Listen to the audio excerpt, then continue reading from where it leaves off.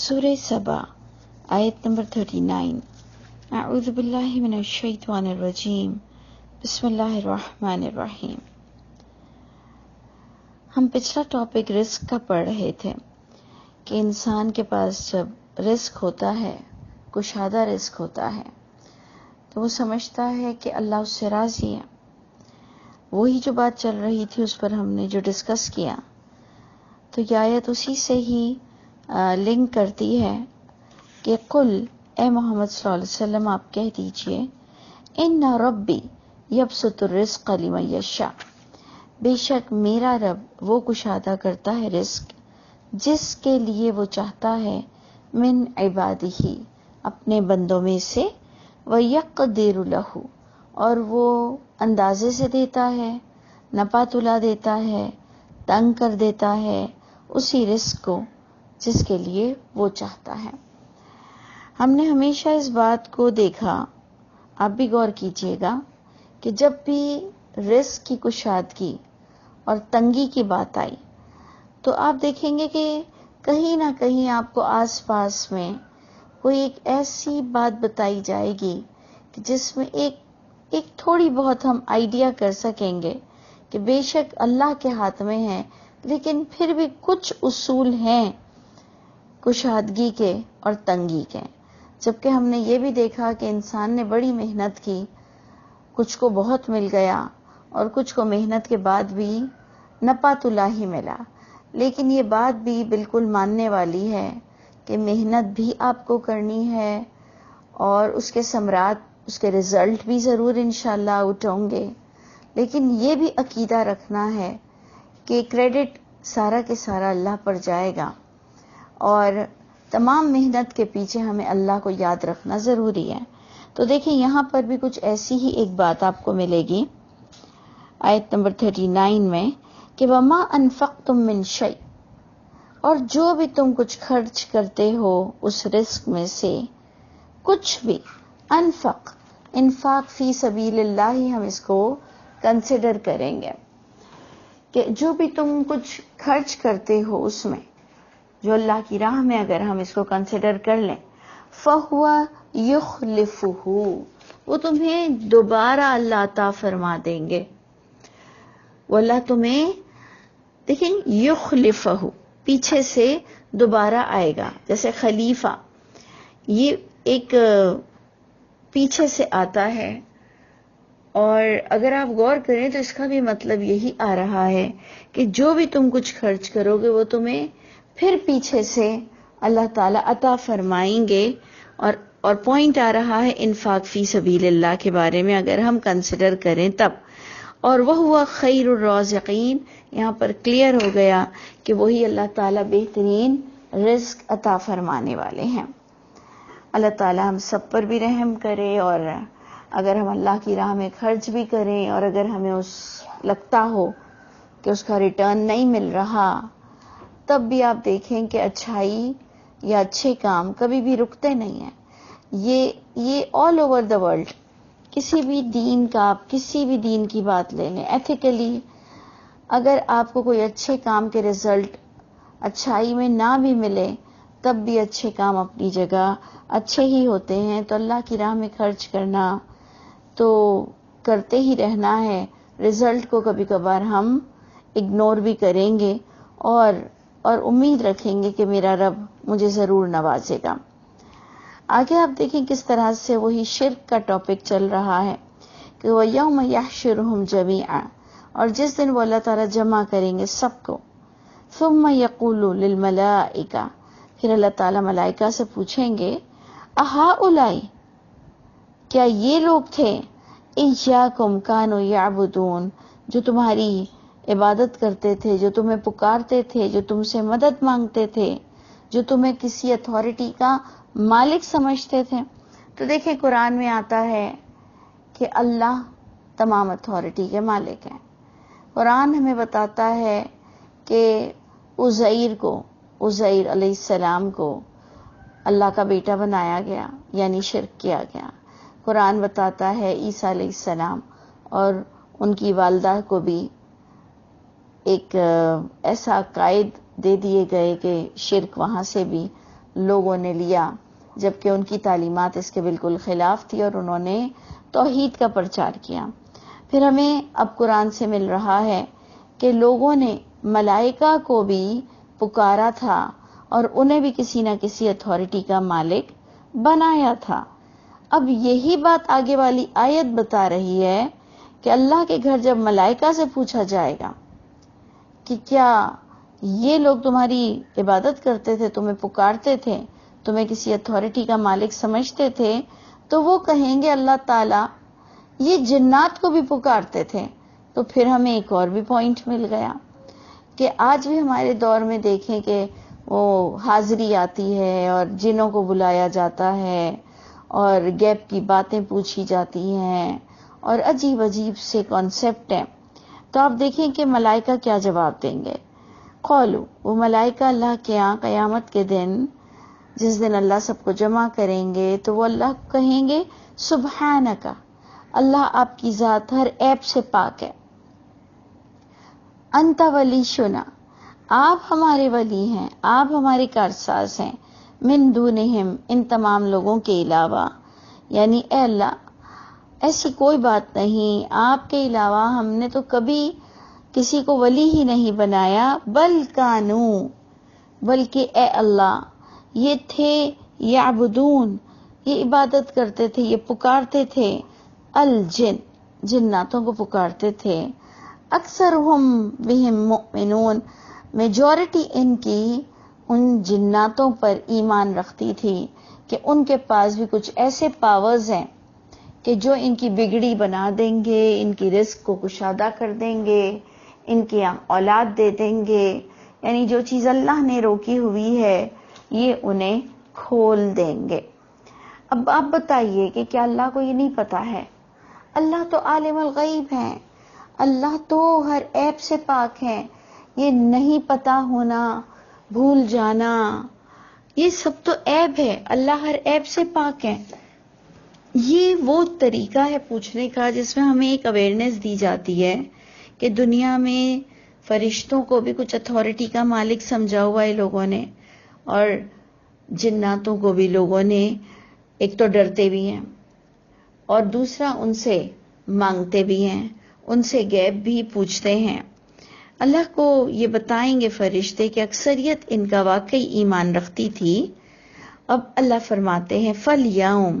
پس آج کے دن، لا یملک بعدکم لبعد نفعا ولا ضرا۔ یہ بات اچھی طرح ہم سب کو سمجھ لینی چاہیے کہ آج تو میں اور آپ بڑے کھیل کھیل رہے ہیں، جناتوں کے درمیان اور فرشتوں کے نام تعویذوں پہ لکھنا اور فرشتوں کی مدد مانگنا۔ اللہ فرماتے ہیں پس آج کا دن یعنی قیامت کا دن جو ٹاپک چل رہا ہے، نہیں اختیار رکھیں گے بعض تمہارے بعض کے لیے، کچھ بھی اختیار نہیں رکھیں گے، نہ کوئی کسی کو نفع دے سکے گا اور نہ ہی کوئی کسی کو نقصان دے سکے گا۔ جو تمہیں کھیل کھیلنا ہے دنیا میں، تمہیں ایک اللہ نے اختیارات دیے ہوئے ہیں، اب جو چاہے اس کا مس یوز کرے اور جو چاہے اس وقت کو پروڈکٹیو بنا دے۔ پھر اللہ فرماتے ہیں وَنَقُولُ، ہم قیامت کے دن اعلان کریں گے، ہم کہہ دیں گے لِلَّذِينَ ظَلَمُوا، جن لوگوں نے اللہ کا حق مارا، ظلم کیا، شرک کیا، انہیں کہا جائے گا ذوقوا، چکھو عذاب النار، یہ دوزخ کی آگ کا عذاب، التی کنتم بہا تکذبون، یہ وہ آگ ہے جس کو تم دنیا میں جھٹلا دیتے تھے۔ آج کا مسلمان اسے اس طرح نہیں جھٹلاتا کہ میں مانتا ہی نہیں ہوں، لیکن آج کا مسلمان بھی ڈرتا نہیں ہے، تو چاہے کوئی انیشل سٹیج پر مانے نہ اور ہم جیسے لوگ مان کر بھی ڈرے نہ، دونوں ایک ہی سطح پر کھڑے ہوں گے کہ جب عمل اچھے نہیں اور جب ہمارے عمل میں شرک ہے تو آپ سوچئے کہ سزا دونوں کو ایک ہی جگہ ملنے والی ہے۔ اور آپ دیکھیں کہ اس کے کمپیریزن میں اللہ کی کتاب کی تلاوت کی بات آ گئی کہ وَإِذَا تُتْلَى عَلَيْهِمْ آيَاتُنَا بَيِّنَاتٍ، ایسے لوگوں کے سامنے جب تلاوت ہوتی تھی جو لوگ شرکی عقائد رکھتے ہیں فرشتوں سے، جناتوں سے، نبیوں سے شرکیہ عقائد رکھتے ہیں. تو جب تلاوت ہوتی ہے ان پر ہماری آیتیں، اور آیتوں کو اللہ فرما رہے ہیں وہ بینات ہیں،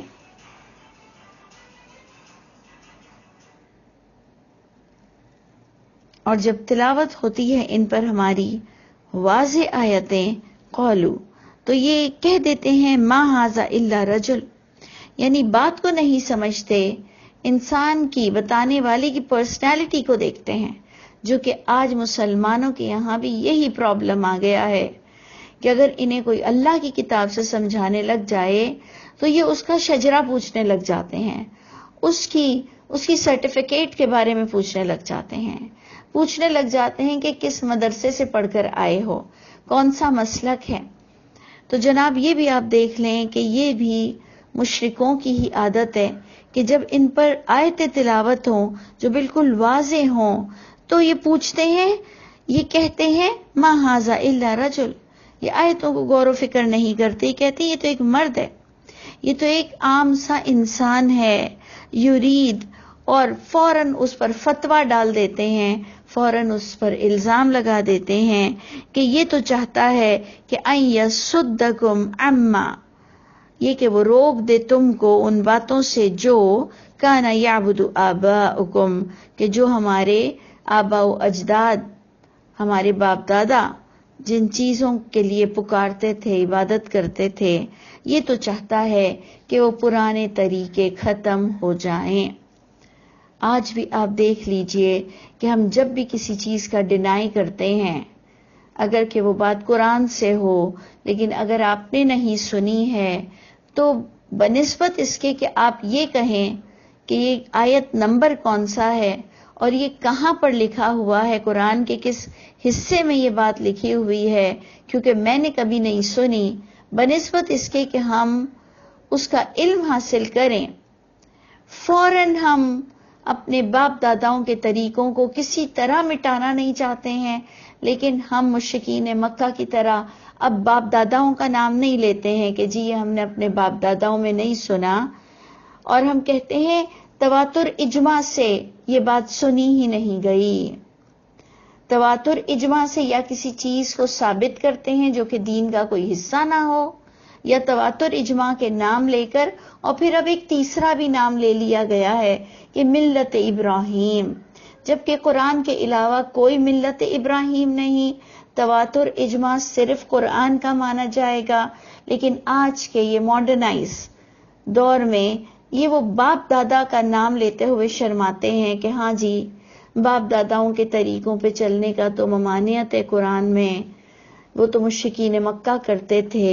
وہ تو یہود و نصارہ باپ داداؤں کی بات کرتے تھے. تو آج کا مسلمان تواتر اجماع ملت ابراہیم کی ٹرمنالوجی یوز کرتا ہے، اور پھر جو اس کے ٹیچر بتاتے ہیں وہ اپنے ٹیچرز کو آج کل الہ بنا کر بیٹھ چکا ہے، کیونکہ اس کے پاس اپنی سیلف آبزرویشن تو ہے نہیں، اس کے پاس اس کی بیسک عربک تو ہے نہیں، اس نے ورڈ ٹو ورڈ خود قرآن تو پڑھا ہے نہیں، اس کو بتا دیا گیا ہے کہ یہ قرآن اتنی بڑی چیز ہے، اتنی بڑی چیز ہے، اتنا لیندی ہے، اور اس کے ساتھ اتنی کتابوں کو ملا دیا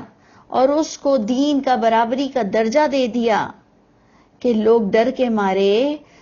علماؤں سے یس اور نو کا فتویٰ لینے لگ گئے. تو آپ دیکھ لیجئے کہ حشر کیا ہوگا جس نے اللہ کی کتاب کو کسی بھی اینگل سے جھٹلایا، جو کہ پورا قرآن شروع سے لے کر آخر تک ایک ہی بات کہتا ہے کہ جس نے تلاوت کا حق ادا نہ کیا، جس نے آیتوں کو چاہے کفر کیا یا چاہے جھٹلایا. دیکھیں کفروا وکذبوا بآیاتنا، کفروا جو کہتا ہے میں آیتیں ہی نہیں مانتا، ہم کہتے ہیں ہم ان میں سے نہیں ہیں، ہم کفر تھوڑی کر رہے ہیں، ہم تو اسے نماز میں پڑھتے ہیں، تراویح میں پڑھتے ہیں، امام کے پیچھے پڑھتے ہیں، حرم میں پڑھتے ہیں. اور اللہ نے کفروا وکذبوا بآیاتنا کو ایک ہی سٹیٹس دیا ہے. چاہے تم یہ کہہ دو کہ میں مانتا ہی نہیں ہوں اللہ کی کتاب کو، یا چاہے تم اللہ کی کتاب نمازوں میں پڑھتے ہو، ختم القرآن پہ ختم القرآن کرتے ہو، لیکن اگر وہ تمہارے عمل میں نہیں ہے جس کو جھٹلانا کہا جائے گا. کفروا وکذبوا، جس نے مانا ہی نہیں اور جس نے مان کر عمل نہیں کیا، اولئک اصحاب النار، یہ آگ والا انسان ہے، اس کو آگ میں جانا ہے، ہم فیہا خالدون، یہ اس میں سدا رہے گا جس نے اللہ کی کتاب کی آیتوں کی رسپیکٹ نہیں کی۔ اور رسپیکٹ بھی کرنے کا مطلب صرف چومنا اور اسے دل سے لگانا نہیں، عمل کر کے نہیں بتایا، پریکٹس مسلم نہ ہوا، جو کہ قرآن نے بار بار کہا آمنو وعملوا الصالحات۔ اس کے بغیر کوئی جنت میں نہیں جا سکتا، صرف ایمان رکھ کر، اگر عمل صالح نہیں تب بھی جنت میں نہیں جا سکتا، اور اگر عمل صالح ہے لیکن قرآن کے مطابق ایمان نہیں تب بھی وہ جنت میں نہیں جا سکتا ہے۔ یہ بات اللہ کرے کہ ہمیں سمجھ آ جائے کہ اللہ تعالیٰ فرماتے ہیں کہ جب ان پر آیتیں تلاوت ہوتی ہیں تو یہ انسان کی پرسنالٹی دیکھنے لگ جاتے ہیں اور کہتے ہیں کہ یہ تو بالکل انوکھی باتیں بتا رہا ہے، یہ ہمارے باپ داداؤں سے ہم کو ہٹانا چاہتا ہے۔ وقالو، اور انہوں نے یہاں تک کہہ دیا ما ھذا الا افک، نہیں ہے یہ تمام باتیں مگر ایک گھڑی ہوئی جھوٹ باتیں ہیں۔ دیکھیں پوائنٹ یاد رکھیں، وَإِذَا تُتْلَى عَلَيْهِمْ آیاتنا، جب ان پر آیت تلاوت ہوتی ہے تو یہ باپ داداؤں کا دین لاتے ہیں، جب ان پر آیت تلاوت ہوتی ہے تو یہ ان کے پاس خود کی تو آبزرویشن ہوتی نہیں، یہ فوراً اس کو جھوٹ قرار دے دیتے ہیں۔ یہ کہتے ہیں افک مفترا، یہ اس نے گھڑ لیا ہے۔ وقال الذین کفروا، اور کہتے ہیں کفر کرنے والے حق کے لیے جب ان کے پاس آیت کی صورت میں حق آ جاتا ہے، کہتے ہیں ان ھذا الا سحر مبین، نہیں ہے یہ شخص مگر یہ شخص یا یہ بات یا یہ کتاب یہ کھلم کھلا جادو ہے۔ جادو کیوں کہتے ہوں گے؟ غور کیجئے گا